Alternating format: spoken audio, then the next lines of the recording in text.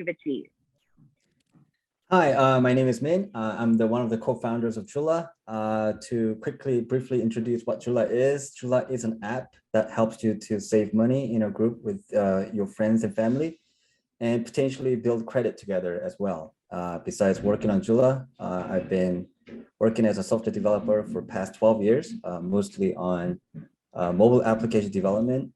And yeah, I don't really have like specific goals financially, but I have a couple of short-term financial goals that I can share with you guys. So the first one is saving up some money for the trip to Korea with my wife and my kid next year. And also I'm trying to pay off my car loan, which has about 10 grand left. And to achieve these, I'm actually participating in a ROSCA group to enforce myself to save money. Just in case there are people who don't know what ROSCA is, ROSCA stands for Rotating Savings and Credit Association, which means a bunch of people gather together as a group and agree to contribute a fixed amount of money to the group every month.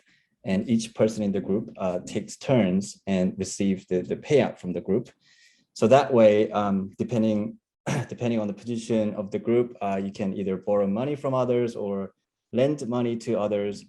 But in the lending case, people tend to think of it as a way to save money. So I've been using that mechanism to pay for my car, my school tuition a few times in the past, and it worked out pretty well for me. So yeah.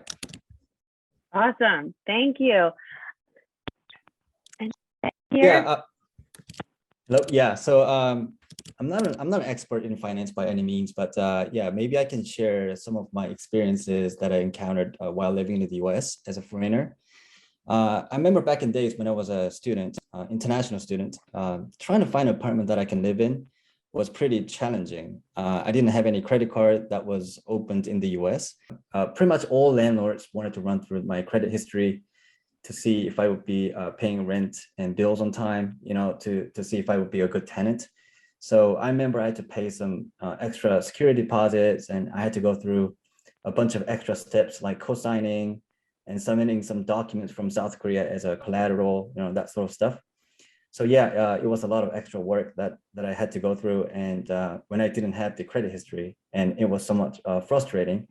And but I understand they're trying to make a judgment based off these records. So what I learned is that the credit history could dictate whether you could rent an apartment or not. And later I've noticed having a good credit score makes a dramatic difference in pretty much anything that you would do financially.